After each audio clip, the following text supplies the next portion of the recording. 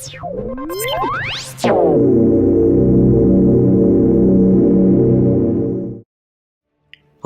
and welcome to Unkept Media. In this video, two of the Marvel Multiverse's most famous characters will go head-to-head in a battle to see which one would come out on top in a one-on-one fight. Our two combatants today will be the version of Spider-Man from the Raimiverse that appeared in the original Spider-Man trilogy, and Captain America, the first Avenger from the Marvel Cinematic Universe.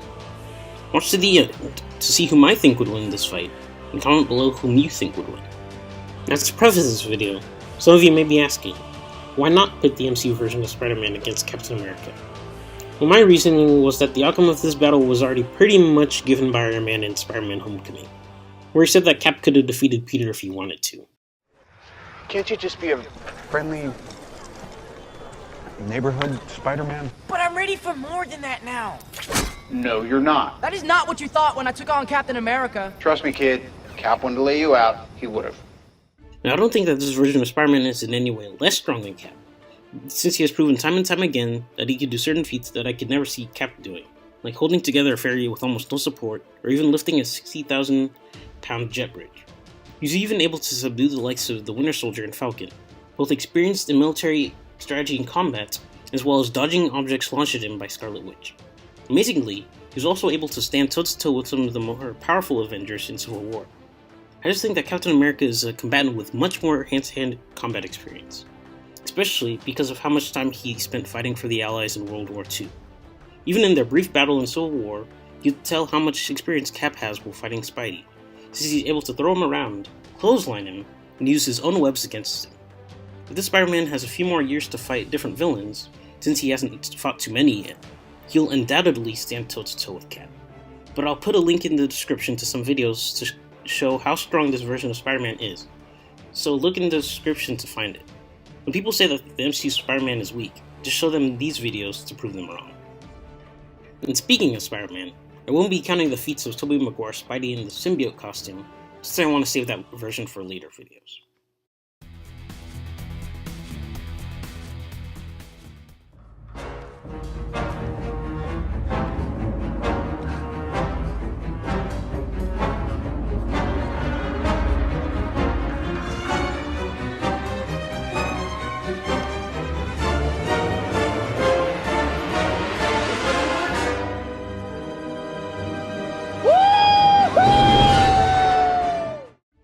Peter Parker, the Spider-Man of the Raimiverse, Earth 96283, was a nerdy, intelligent kid and a shy, awkward 18-year-old teen that lived with his Aunt May and Uncle Ben after the death of his parents.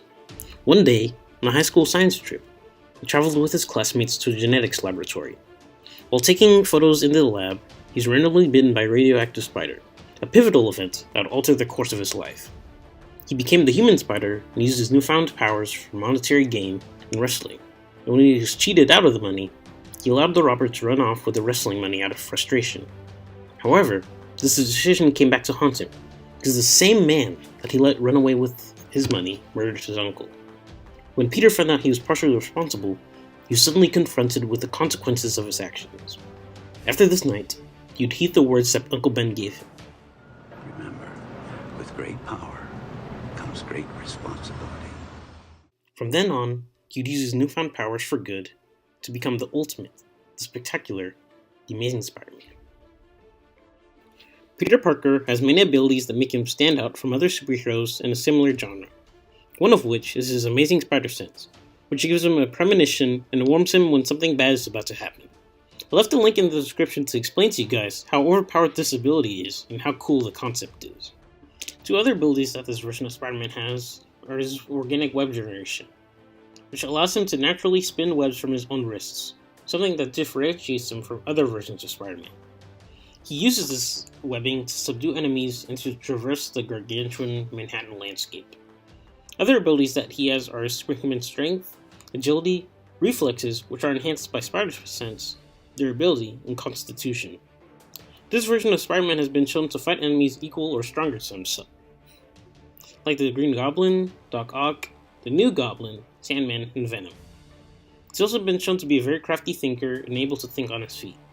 One instance of this was when he used his intuition and past experiences with the symbiote to eventually take down Venom in the climax of Spider-Man 3.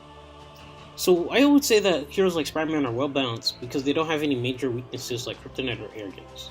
But from what I've gathered from looking online, he isn't invincible, and he can die like any other regular human. If you can find someone who can overpower his strengths, like his spider sense, super strength, agility, or intelligence, they can be a formidable opponent, as shown in almost every Sam Raimi movie.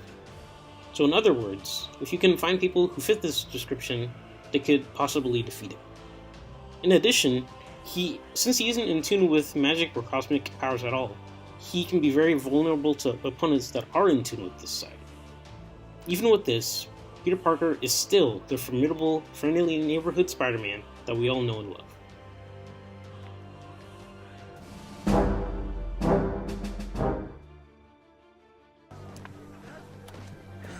Grenade! Move, move, move! Get away! Get back!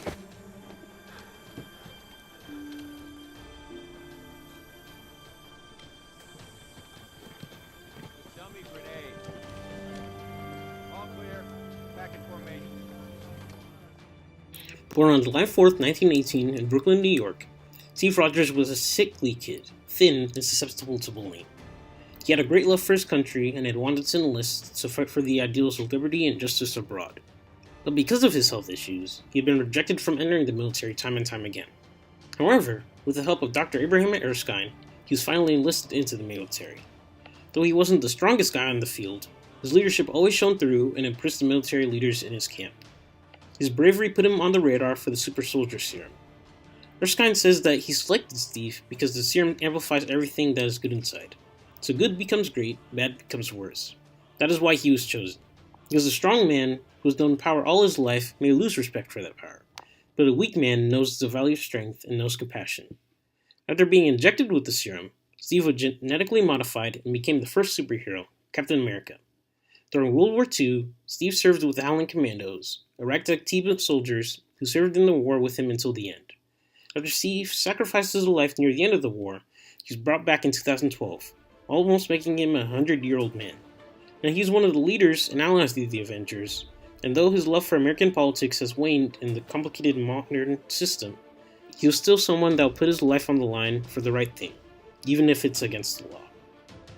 Before even having his powers, Steve Rogers was known for being very intelligent. This helped to carry over into his military prowess, allowing him to become not only a master tactician, but also a master communicator as well. The super serum Erskine gave him turned him into a super soldier, giving him super strength, enhanced speed, reflexes, endurance, stamina, and durability. He's also a master martial artist, most prominently shown in the Winter Soldier and more recent Marvel movies. But even with these, his most iconic weapon is his shield. Lightweight and made of vibranium, this shield allows him to protect against some of the most powerful objects in the Marvel Cinematic Universe. In Infinity War, he now has retractable shields that are also made of vibranium. These shields have allowed him to fight the likes of Loki, Ultron, Iron Man, and Thanos, beings way stronger than him. His suit that he wears in the movies is made of carbon polymer, only adding to his protection. However, Cap also has one major weakness. Because he is a human, he can get easily hurt, and is able to get mortally wounded. When going against superpowered opponents, he usually is in a position where he has to fight someone physically stronger than him. Though he isn't the strongest Avenger, Captain America uses his intelligence, charisma, and leadership to win the day. So now, for the main event, who would be the winner of this fight? After much consideration, I think that Sam Raimi's Spider-Man would win based off his selection of abilities. I think two major things make Sam Raimi's Spider-Man edge out MCU's Cap. For one, even though Spidey isn't as good at hand-to-hand combat when compared to Cap, after the train sequence in Spider-Man 2, I think that we can say without a doubt that Spider-Man is much stronger than him. Also, because of his spider sense, this only adds another dimension to the battle. This would make it harder for Cap than usual to get a hit on Spidey, though his foes have been able to land a hit on him a few times nonetheless. To settle this once and for all, let me make a hypothetical fight. So let's say that both Cap and Spidey both battle one-on-one in a modern New York landscape. They would fight each other hand to hand, and each of them would take a few punches. But let's say that Captain America throws his shield. I would think that Spidey could dodge that incoming object because of his spider sense. I think that from there, it'll only be a matter of time before Spider-Man's victory. This is all due to the amount of abilities that he would have, and has been shown, to utilize during his battles in the Sam Raimi trilogy, like his wall crawling, which would only make him a harder target to hit. Do you agree with this? Let me know down below in the comments, and tell me which mashup you would like to see next. Thanks for watching. Please like to let me know that you want to watch more, and comment who you think would win, and subscribe for more content.